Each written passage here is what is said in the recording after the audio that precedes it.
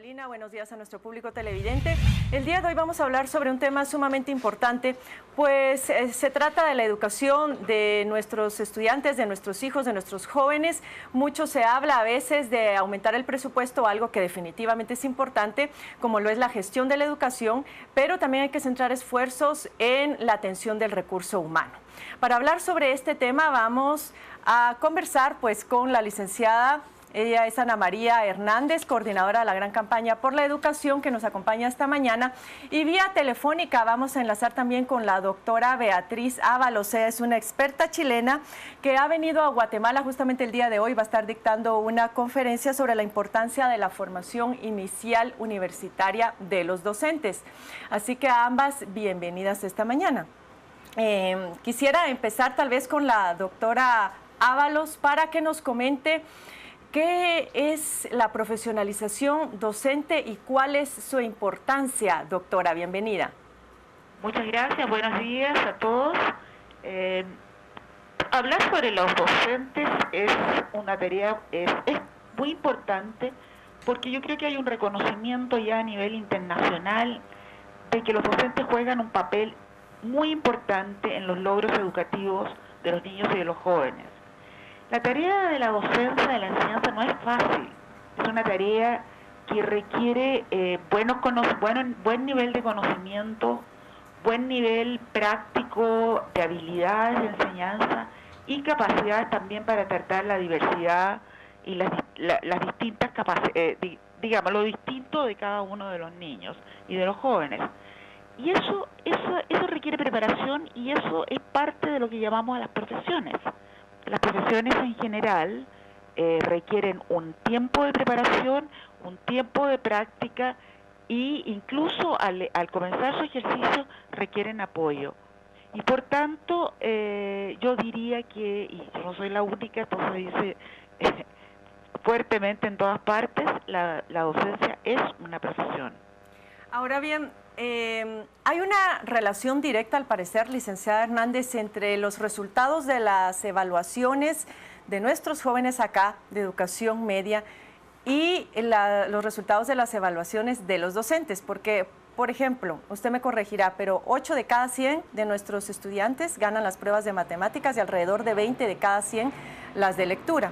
Cuando se evalúa a los docentes, pareciera que los resultados son similares, es decir, que hay una vinculación directa. Efectivamente, en Guatemala, como bien lo menciona, 8 de cada 100 estudiantes alcanzan el nivel de logro en matemática y 26 de cada 100 lo hacen en el área de matemática. Los resultados de los graduandos propiamente de la carrera de magisterio son muy parecidos y a veces un poco más bajos. Y podemos identificar que definitivamente un maestro que no posee esas competencias básicas, por mucho amor que tenga la carrera, por mucho fortalecimiento que exista en el área pedagógica y didáctica, difícilmente va a poder realmente llegar al aula a poder enseñar de mejor manera, a lograr que los niños aprendan. Ahora, doctora, generalmente este tipo de cambios genera alguna resistencia. Cuando se ha hablado algunas veces de que es necesario formar a nuestros maestros en el seno de la universidad para que puedan pues ejercer mejor su docencia, pues básicamente aquellos que ya están acostumbrados a hacer las cosas de determinada manera, los docentes digamos que ya tienen mayor trayectoria, piensan que no tienen más que aprender y eso es algo únicamente para los nuevos docentes que se están incorporando a su carrera. ¿Cómo vencer este tipo de resistencias, doctora? Siento mucho que parece extraño que haya resistencia a que los profesores estén mejor formados. En general hay una tendencia en todas las organizaciones internacionales que están apoyando la mejora de la educación a decir que tenemos que avanzar en muchos mejores niveles de formación. Por lo tanto, me parece extraño que haya resistencia, que se quiera mantener a la docencia como una profesión de bajo nivel o de bajos conocimientos, en no entender quizás o no comprender totalmente lo importante que son los maestros en el aprendizaje de los niños. Quisiera volver aquí con la licenciada Hernández. ¿Cuál ha sido la reacción de los sindicatos del magisterio ante esta propuesta de la profesionalización universitaria de los docentes?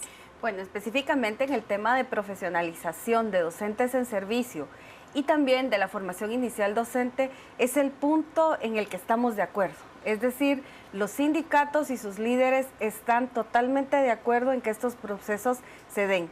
Es decir, que la formación inicial docente se dé a nivel superior, es decir, en la universidad, y que también los docentes en servicio que ya están en las aulas puedan desarrollar procesos de formación también a nivel universitario a través de programas como el PADEP-D, que es el programa un proceso de actualización. Es un proceso de formación en el que sí se da la actualización, pero también se van fortaleciendo y desarrollando otras capacidades específicas de la carrera que nos van a ayudar a que realmente los docentes brinden servicios educativos de calidad desde el aula, iniciando por la actitud, pero pasando también por esa parte profesional, ¿verdad?, que es tan necesaria para poder impactar en el aprendizaje de los niños. Ahora bien, doctora, todos estos procesos de profesionalización deberían de ir amarrados a una carrera docente, es decir, que sean tomados en cuenta al momento de las promociones, por ejemplo, de los ascensos, de las mejoras salariales, que sean producto del esfuerzo del docente y no únicamente un producto de los procesos de negociación colectiva del sindicato. ¿Qué nos podría decir sobre esto?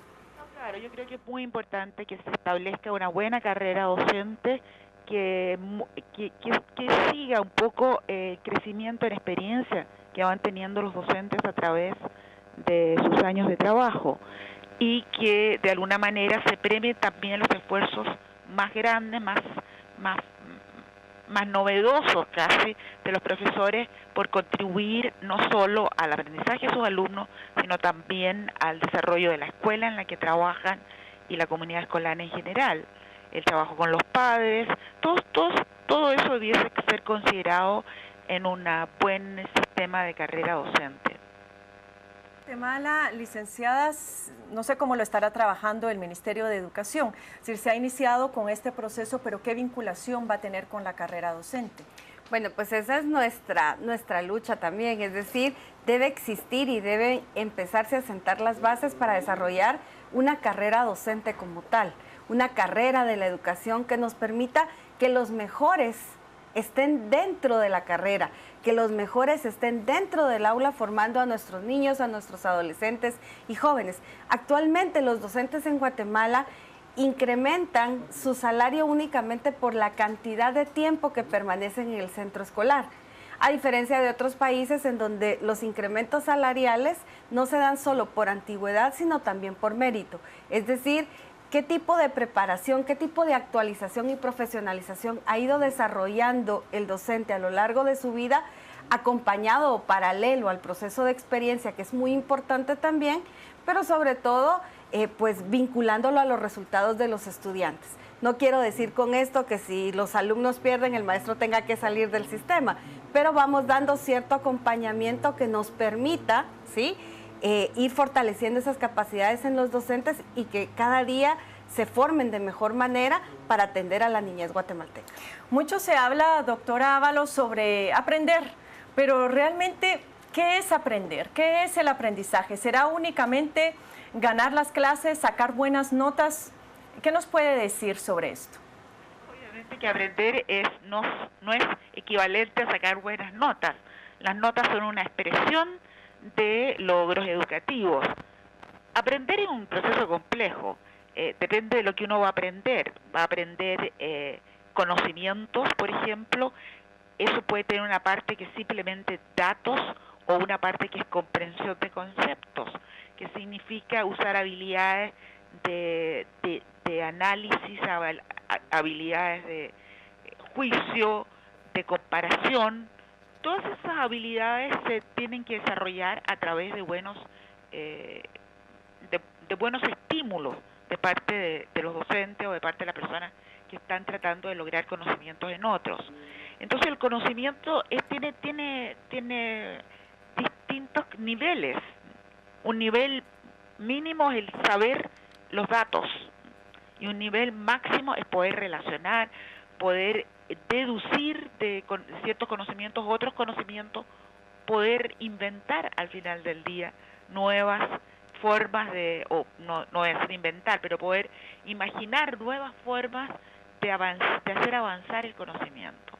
Ese es un reto sumamente interesante porque a veces pareciera que estamos muy focalizados en el aprendizaje memorístico, como quien se aprende las tablas de multiplicar, pero de pronto nos damos cuenta que lo que necesitan nuestras sociedades es pensamiento crítico. Son personas que puedan establecerse un juicio a partir de esos conocimientos que reciben en el aula. ¿Cuáles deberían de ser los ejes a poder trabajar por parte del docente para desarrollar ese pensamiento crítico, licenciada Hernández? Bueno, pues definitivamente es necesario desarrollar competencias básicas para la vida, que es lo que el sistema educativo debiese formar y que está contemplado dentro del Currículum Nacional Base.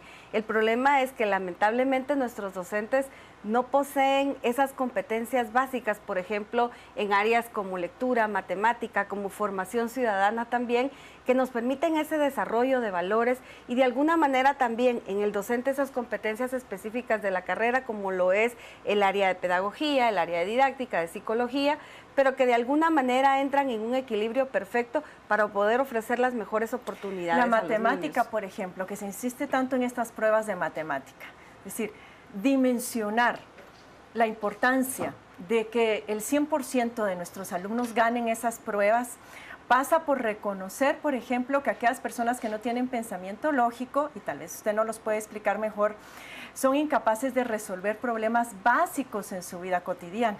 Y creo que todo empieza por la lectura, porque un niño que lee es un niño que aprende, un niño que desarrolla competencias básicas de comprensión, de manejo de información, de toma de decisiones y que de alguna manera va a permitir que ese desarrollo lógico-matemático se desarrolle de la mejor manera, que pase de esa parte memorística a esa parte de análisis, de síntesis y por qué no decirlo incluso, porque a veces nos preguntamos ¿por qué la matemática? ¿Por qué la matemática? Pero realmente ambos desarrollan ese proceso lógico de vida, esas competencias básicas que no solo le van a permitir ganar un grado, sino que realmente le van a hacer competente para la vida. Es decir, tanto para el área académica, si va a continuar sus estudios en un nivel superior o universitario, como también para un empleo, porque no todos los jóvenes van directamente a la universidad. Así es. Algunos otros buscan un empleo por la condición de vida, por las diversas circunstancias. Entonces, lo importante acá es sentar esas bases, es desarrollar ese juicio crítico, esa lógica matemática, esas competencias que le van a permitir ser diferente y poder tener acceso a un mejor empleo y a mejores oportunidades. Quiero volver sobre ese tema con la doctora Ábalos, pero antes vamos con Carolina para ver qué están comentando nuestros televidentes en las redes sociales. Gracias, Carmen. Tenemos muchísima participación por parte de los televidentes. La pregunta que les planteamos va directamente relacionada con la entrevista. ¿Qué es lo necesario que se dé en el magisterio para que se puedan formar a mejores ciudadanos? Tenemos los siguientes comentarios. Herbenson Suchite. Y si para formar mejores ciudadanos no se necesita solo del magisterio, sino de que los niños tengan en casa comida. Virgilio Lucero, sacar a los dirigentes sindicales y reinventarse proyectos nuevos y beneficiosos para el estudiantado. Víctor Tubín, que manden por un tubo a Joviel Acevedo. Gigi López, a los alumnos desde la primaria obligarlos a leer e investigar en los libros. Escribir con su puño y letra las tareas. Esto hará que el niño sea más responsable y dedique tiempo al estudio. Él o la maestra deben ser intelectuales para que eduquen con valores. Carlos Alberto del Águila, profesionales, ingenieros, doctores, arquitectos, etcétera, que enseñen a un nivel superior y actualizado. Métodos prácticos y sencillos de enseñanza. Uso de tecnología, práctica y teoría en escuelas y colegios. Salimos a trabajar sin experiencia laboral, nos dice. Eliminen el también sindicato, eso es retrógrado si el sistema funciona. Capaciten al personal de otros países donde puedan aprender mejores prácticas. Trinidad Coronado, los educadores deben ser personas con valores y una buena formación. Y Joviel Acevedo es una mancha para los que dice representar. Esto es parte de los comentarios que tenemos en las redes sociales respecto a este tema. Carmen, regresamos con usted. Gracias, Carolina. Doctora Ábalos, hablando justamente de las necesidades y de las demandas que plantea la globalización y las nuevas exigencias del mercado laboral, ¿Cuáles debería de ser esos grandes elementos o esos grandes ejes sobre los cuales deben girar estos procesos de profesionalización y actualización docente?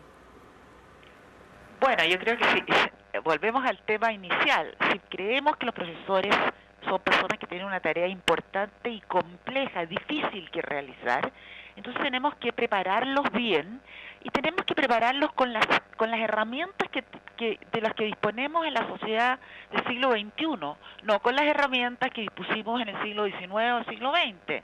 Y eso significa subir el nivel en el que se preparan los profesores, poder atraer, como dice el documento de Educación para Todos de UNESCO y de las diversas organizaciones que patrocinan el mejoramiento de la educación, atraer a los mejores egresados de la educación media a la formación docente, atraer a los con más capacidades y diversidad de capacidades y también con la imaginación necesaria para proyectar y ponerse, digamos, al día con las nuevas exigencias de esta sociedad, buscando distintas formas de lograr los aprendizajes básicos, pero también buscando distintas o desarrollando distintas herramientas para desarrollar habilidades mucho más complejas. ¿Cómo incorporamos el elemento cultural, doctora, en todo esto? Porque el elemento cultural en un país como el nuestro, con una gran mayoría indígena, muchos de nuestros niños abandonan la escuela porque no sienten que los conocimientos que están recibiendo en el aula realmente les van a servir para enfrentar la vida, para desarrollarse, para progresar. Parece que hay una desvinculación entre los conocimientos en el aula y la mesa de estudios y la realidad que ellos tienen que enfrentar día a día. ¿Cómo hacemos?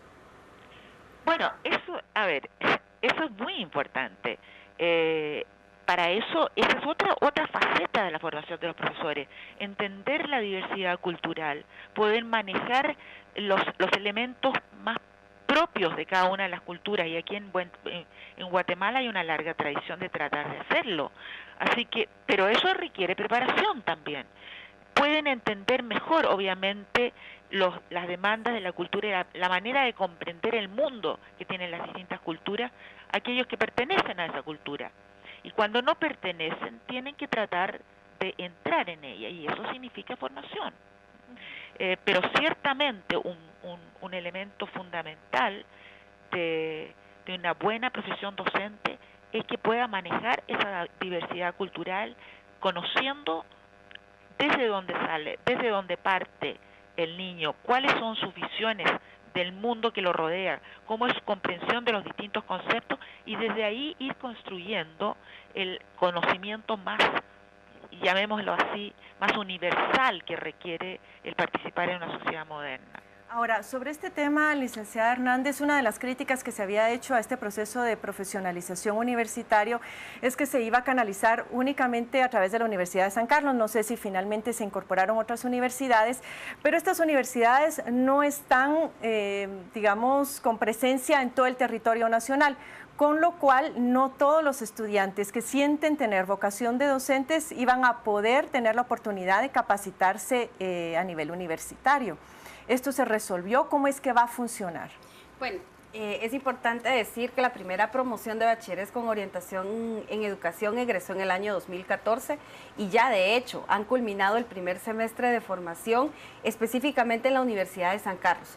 ¿Por qué? Porque ellos eran quienes tenían presencia en la mayor cantidad de departamentos y podían emplear ya sea sus sedes departamentales o algunas instancias o instituciones específicas para poder formar a estos nuevos jóvenes en el profesorado de educación bilingüe, sea intercultural o simplemente en el profesorado de educación bilingüe. Muy bien. Gracias, licenciada Hernández. Nos vamos con un último mensaje con usted, doctora Ábalos, para cerrar nuestro segmento. Un último mensaje que usted quisiera lanzar a los docentes guatemaltecos y a la sociedad respecto al tema que nos está ocupando esta mañana. Yo les desearía primero a los docentes que continúen con el gran esfuerzo que yo estoy segura que ellos hacen ya por mejorar, por lograr aprendizaje y formación general de sus alumnos, que lo continúen con entusiasmo, pero que también consideren que tienen que seguir aprendiendo. La profesión docente es una tarea que nos obliga a través de toda la vida de ir mejorando nuestras capacidades. Y respecto al sistema de formación docente en Guatemala, yo diría que parece que va por el buen camino de subir el nivel desde una educación, desde una formación de nivel secundario, en el cual ya prácticamente ningún país del mundo sigue formando así. Yo entiendo que Guatemala está avanzando en ese camino y desearía que siguiera haciéndolo. Muchas gracias, doctora Ábalos. Deseamos que su conferencia salga muy bien y su estadía en Guatemala sea satisfactoria para usted. A la licenciada Hernández por habernos acompañado. Nos vamos a un corte en este momento, pero regresamos con más aquí en A las 7 AM.